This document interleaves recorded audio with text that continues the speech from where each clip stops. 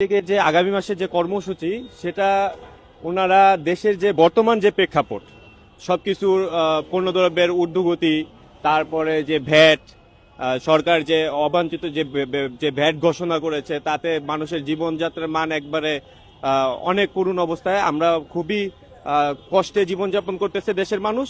এই সকল দিক বিবেচনা করে আওয়ামী লীগের যদি হরতাল এবং কর্মসূচি হয়ে থাকে তাহলে এটা দেশের মানুষের জন্য সুফল বয়ে আনবে আমি মনে করি।